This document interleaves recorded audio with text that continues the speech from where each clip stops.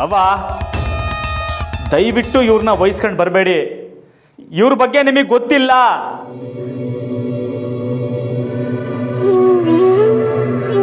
ಈ ಮನೆಯಾಗೆ ಯಾರು ಇವ್ರ ಮಾತನ್ನ ನಂಬಕ್ಕಿಲ್ಲ ಅಂತ ಅವ್ರಿಗೆ ಸಂದಾಗ ಗೊತ್ತು. ಅದಕ್ಕೆ ಹೆಂಗಾರ ಮಾಡಿ ನಿಮ್ಮ ಮನಸ್ಸನ್ನ ಬದಲಾಯಿಸಿ ನನಗೆ ಹತ್ರ ಆಗೋಕೆ ನೋಡ್ತಾವ್ರೆ. ಅವೆಲ್ಲ ನಡೆಯಕ್ಕಿಲ್ಲ. ರಾಮ್ ಅವ್ರೆ, ಯಾಕೆ ಕೂಗಾಡ್ತಿದ್ದೀರಾ? ಮಾವ ಮನೆಗೆ ಯಾಕೆ ಬಂದಿದ್ದಾರೆ ಅಂತ ಮೊದಲು ಕೇಳಿ. ಇನ್ಯಾಕೆ ಬಂದಿರ್ತಾರೆ ನಮ್ಮವ್ರೆ? ನಮ್ಮ ತವ ಏನಾರ ಬೆಣ್ಣೆ ಮಾತಾಡಿ ಹಂಗೆ ನಮ್ಮ ಜೊತೆಗೆ ಸೇರ್ಕೊಳ್ಳೋಮ ಅಂತ ಬಂದಿರ್ತಾರೆ ಅಷ್ಟೇಯ.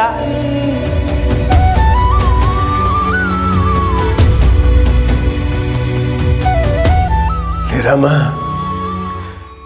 ನಾನು ನಿನ್ನ ತಾಯಿ ಬಗ್ಗೆ ಹೇಳಕ್ ಬಂದಿದ್ದೀನಿ ಕಲ್ಲ. ಈ ದಿವಸ ಮುಚ್ಚಿಟ್ಟು ದಿಸ್ಯಾನ ನಿಲ್ಸಿ ನಿಲ್ಸಿ.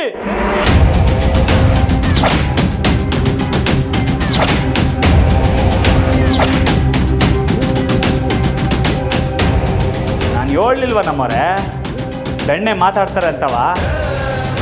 ಅವ್ವನ ಬಗ್ಗೆ ಮಾತಾಡ್ಬಿಟ್ರೆ ನಾನು ಮನಸ್ಸು ಬದಲಾಯಿಸ್ಕೊಬಿಡ್ತೀನಿ ಅಂತ ಅನ್ಕೊಂಡವ್ರೆ. ನೋಡಿ, ಹೇಳ್ತೇವನಿ ಕೇಳ್ಕೊಳ್ಳಿ. ಇನ್ನು ಮುಂದಕ್ಕಿಂತ ಯಾವುದೇ ಇಸೆ ಮಾಡಿಕೊಂಡು ನಮ್ಮನೆ ವಸ್ತು ದಾಟು ಬರಕೋಬೇಡಿ ನೀವು.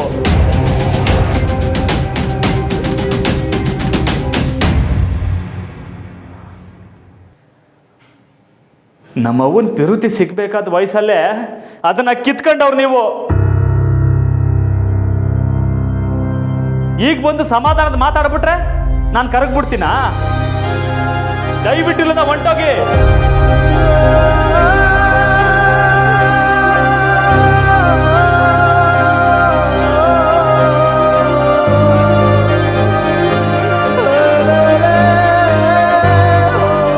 ರಾಮ, ನಾವು ಸಂದಾಕಿರ್ಬೇಕು ಅಂತ ನಿಮ್ಗೆ ದಿಟ್ಟವಾಗ್ಲೂ ಆಸೆ ಇದ್ರೆ ದಯವಿಟ್ಟು ಇಲ್ಲಿಂದ ಹೊಂಟೋಗಿ.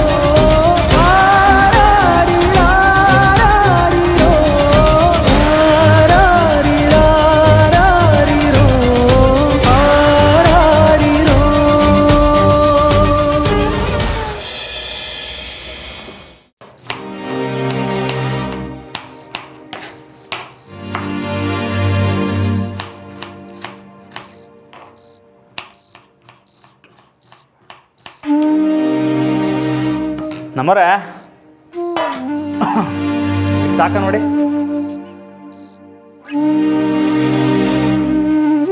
ಅಯ್ಯೋ ನಮ್ಮರೆ,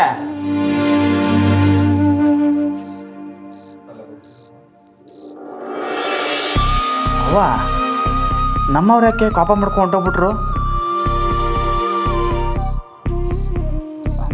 ಅವ ಕೊಡಿ ಸೊಪ್ಪು, ನಾನು ಬಿಡಿಸ್ತೀನಿ. ಪರವಾಗಿಲ್ಲ, ನಾನು ಮಾಡ್ತೀನಿ. ಅವ್ವ ನಿಮಗೂ ನನ್ನ ಮೇಲೆ ಕೋಪನಾ?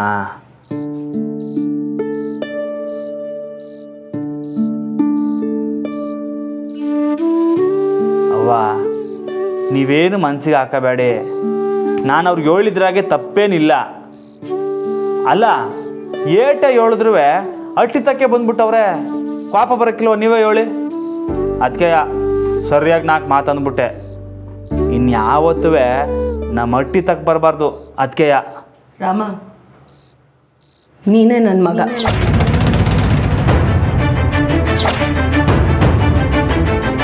ನಾನೇ ನಿನ್ನ ತಾಯಿ.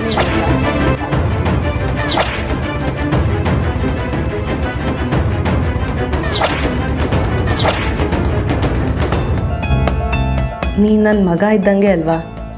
ಹೇಳು, ನಾನು ನಿನ್ನ ತಾಯಿನೇ ತಾನೇ?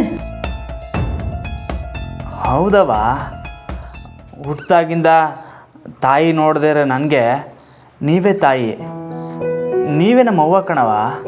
ಅವ್ವ ಆದವಳಿಗೆ ಮಗನಿಗೆ ಯಾವ್ದು ಸರಿ ಯಾವ್ದು ತಪ್ಪು ಅಂತ ಹೇಳ್ಕೊಡೋ ಕರ್ತವ್ಯ ಇರುತ್ತೆ ತಾನೆ.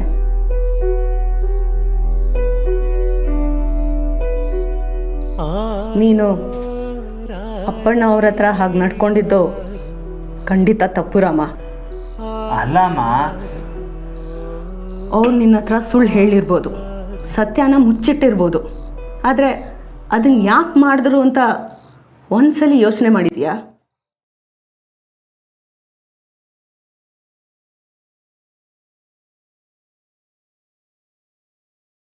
ಅವ್ರು ಇಲ್ಲಿವರೆಗೂ ಬಂದು ನಿನ್ನ ಹತ್ರ ಕ್ಷಮೆ ಕೇಳ್ತಾ ಇದ್ದಾರೆ ಅಂದರೆ ಅವ್ರ ತಪ್ಪಿನ ಅರಿವು ಅವ್ರಿಗಾಗಿದೆ ಅಂತ ತಾನೆ. ನೋಡು ರಮ, ನಮ್ಮ ಸುತ್ತಮುತ್ತ ಇರೋ ಜನದ ಮುಖದಲ್ಲಿ ನಗು ಇಲ್ಲ ಅಂದರೆ ನಾವು ಬದುಕಿದ್ದು ಪ್ರಯೋಜನ ಇಲ್ಲ.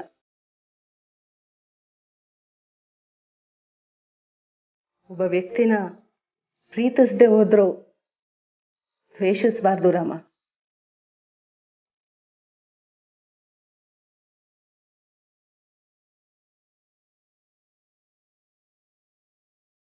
ನಿನ್ನ ಮನಸ್ಸನ್ನ ನೋಯಿಸ್ಬೇಕು ಅಂತ ಇದನ್ನೆಲ್ಲ ಹೇಳಲಿಲ್ಲ ಕಣೋ, ನೀನು ಅರ್ಥ ಮಾಡ್ಕೋತೀಯ ಅಂತ ಹೇಳ್ತಾ ಇದ್ದೀನಿ. ನಾನು ಹೇಳೋದ್ರಲ್ಲಿ ಏನಾದರೂ ತಪ್ಪಿದ್ರೆ ನನ್ನ ಕ್ಷಮಿಸ್ಬಿಡು ರಾಮ.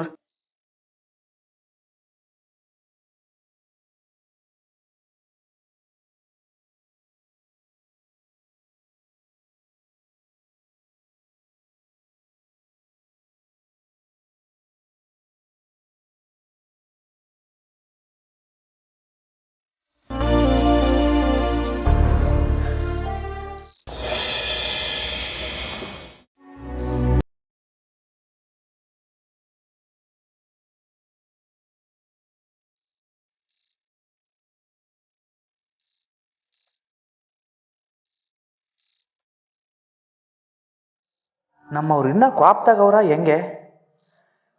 ಈಗ ಮಾತಾಡ್ಸಿದ್ರೆ ಮಾತಾಡ್ತಾರ?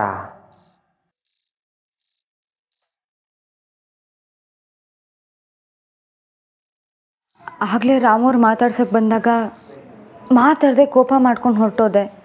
ಈಗ ರಾಮವ್ರನ್ನ ಮಾತಾಡ್ಸಿದ್ರೆ ಅವ್ರು ಮಾತಾಡ್ತಾರ ಅಥವಾ ಕೋಪ ಮಾಡ್ಕೋತಾರ?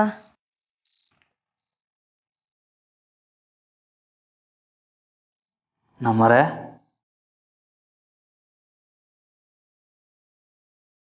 ಕ್ವಾಪನ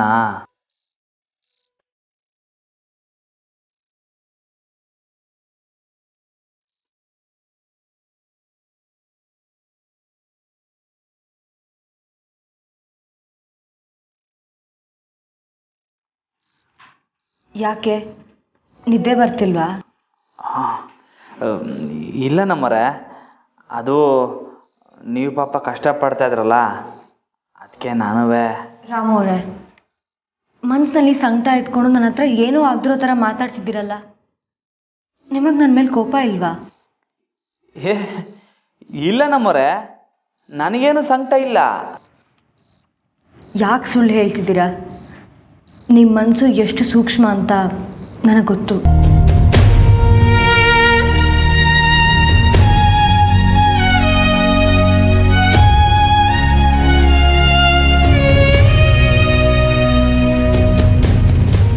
ಅಮ್ಮ ಹೇಳಿದ್ದು ನನಗೂ ಸರಿ ಅನ್ನಿಸ್ತು ರಾಮವ್ರೆ. ನೀವು ಮಾವನ ಹತ್ರ ಹಾಗೆ ಮಾತಾಡಬಾರ್ದಿತ್ತು.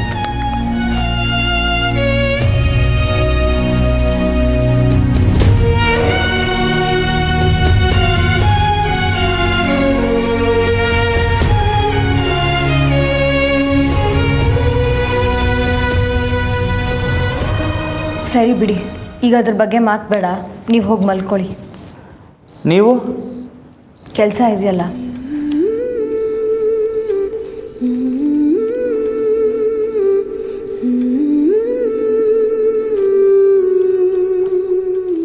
ನಮ್ಮರೆ, ಇದನ್ನೆಲ್ಲ ಕತ್ತಿಸ್ಕೊಂಡು ಏನು ಮಾಡ್ತೀರಿ? ಇದೆಲ್ಲ ಪರೀಕ್ಷೆಗೆ ಇಂಪಾರ್ಟೆಂಟ್ ಆರ್ಟಿಕಲ್ಸ್ ರಾಮವ್ರೆ. ಇದನ್ನೆಲ್ಲ ಕಟ್ ಮಾಡಿ ಒಂದು ಬುಕ್ಕಲ್ಲಿ ಪೇಸ್ಟ್ ಮಾಡಿಕೊಂಡು ಆವಾಗವಾಗ ರೆಫರ್ ಮಾಡ್ತೀನಿ. ಹಂಗಾರೆ ಇನ್ಮ್ಯಾಕೆ ಯಾವ್ಯಾವ್ದನ್ನ ಕತ್ತರಿಸ್ಬೇಕು ಅಂತ ಗುರ್ತು ಮಾಡಿ ಮಡಗಿ, ನಾನು ಕತ್ತರಿಸ್ಕೊಡ್ತೀನಿ. ಹಾಗಾದರೆ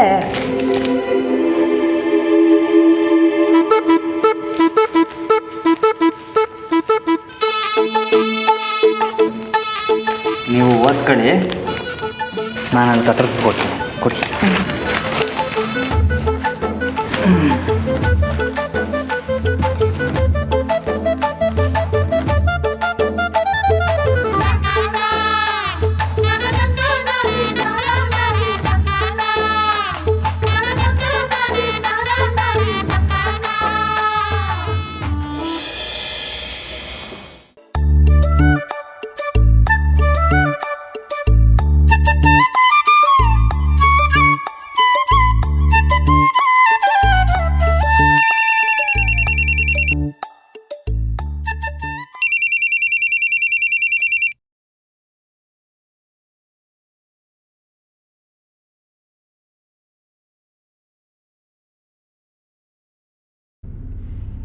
ನನ್ನ ಕೊಲೆ ಕಟ್ ಮಾಡ್ತಾನೆ.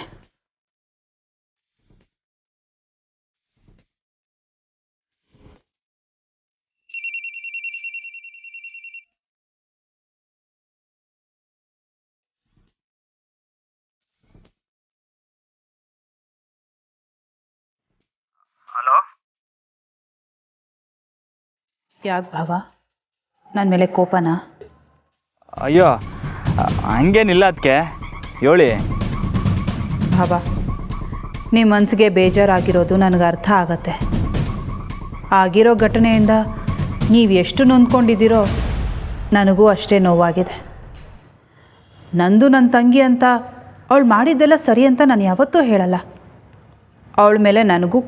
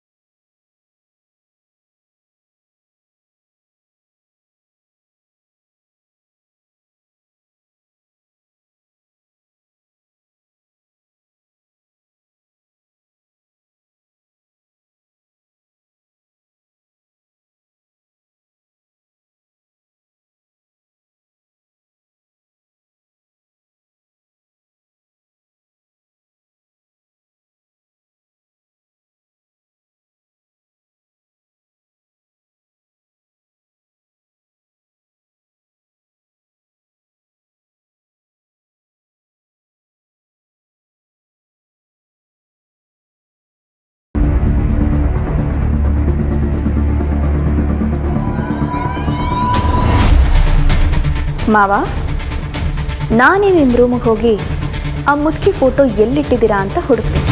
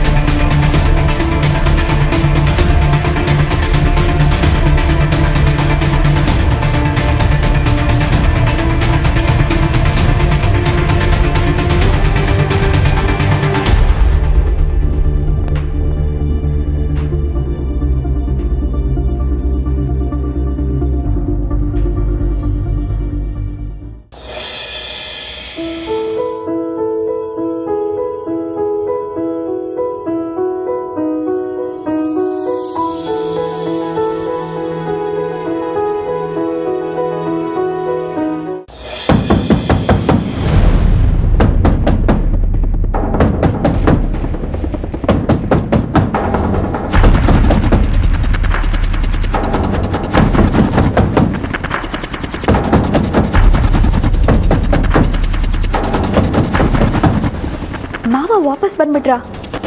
ಅಯ್ಯೋ, ಈಗೇನು ಮಾಡೋದು?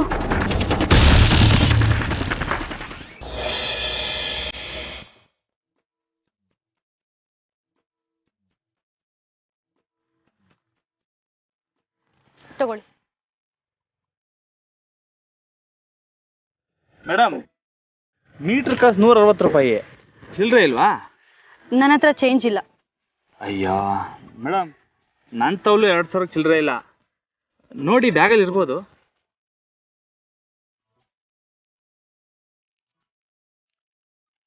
ನನ್ನ ಹತ್ರ 150 ಇದೆ. ಪರವಾಗಿಲ್ಲ ಬಿಡಿ, ಮುಂದಿನ ಕಿತ್ತ ಯಾವಾಗ ಅನ್ಕೊಂಡೆ, ನಿಮ್ಮನ್ನ ನೋಡ್ದಾಗ್ಲೇ ಅನ್ಕೊಂಡೆ. ಹುಡುಗಿರ್ನ ನೋಡಿದ್ರೆ ಸಾಕು ಹಲ್ಕಿಸ್ಕೊಂಡು ಎಲ್ಲರೂ ದಾನಶೂರ ಆಗೋಗ್ಬಿಡ್ತೀರಾ ಅಲ್ವಾ? ಏನ್ ನಿನ್ನ ಹೆಸರು? ಕರ್ಣನಾ? ಮೇಡಮ್, ಅಲ್ಲ, ಆಟೋದವ್ರ ಬಗ್ಗೆ ನನಗೆ ಗೊತ್ತಿಲ್ವಾ? ಒಂಚೂರು ಟೈಮ್ ಸಿಕ್ಕಿದ್ರೆ ಸಾಕು ಹೇಗಪ್ಪ ದುಡ್ಡು ಹೊಡಿಯೋದು ಅಂತ ಕಾಯ್ತಿರ್ತೀರಾ. 1 ರೂಪಾಯಿ ಕಡಿಮೆ ಇದ್ರೂ ತಗೊಳ್ದೇ ಇರೋ ನೀವು ಈಗ 10 ರೂಪಾಯಿ ಕಡಿಮೆ ಇದ್ರೂ ತಗೋತೀನಿ ಅಂತ ಹೇಳ್ತಿದ್ದೀರಲ್ಲ, ಇದಕ್ಕೇನ್ರಿ ಅರ್ಥ? ನೀವು ಏನ್ ಅನ್ಕೊಂಡಿದ್ದೀರಾ? ಮೇಡಮ್ ನಿಲ್ಸಿ ಒಂದು ನಿಮಿಷ. ಒಂದು ಹುಡುಗಿ ಸ್ವಲ್ಪ ನೋಡೋಕೆ ಚೆನ್ನಾಗಿದ್ರೆ ಸಾಕು ನಿಧಾನಕ್ಕೆ ಮಾತಾಡೋಕೆ ಟ್ರೈ ಮಾಡೋದು, ಕಾಳಜಿ ತೋರಿಸೋ ಥರ ಆ್ಯಕ್ಟ್ ಮಾಡೋದು. ಬಿಕ್ಲಿಕ್ಕೆ ಬಂದರೆ ಆಟೋ ಸೈಡಿಗೆ ಹಾಕಿ ವಾಟರ್ ಬಾಟಲ್ ಕೊಡೋದು, ಸವಾರಿ ಆದಮೇಲೆ ರಿಯಾಯಿತಿ ಕೊಡೋದು. ಎಷ್ಟು ಜನ ನೋಡಿಲ್ಲ. ಸಾಕು, ನಿಲ್ಸಿ.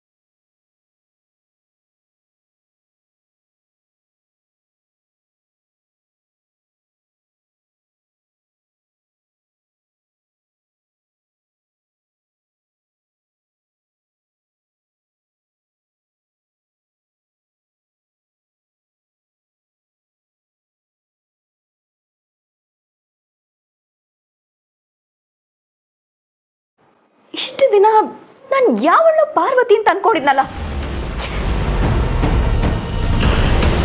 ಇವಳು ನನ್ನ ಕಣ್ಣು ಮುಂದೆನೇ ಇದ್ಲು.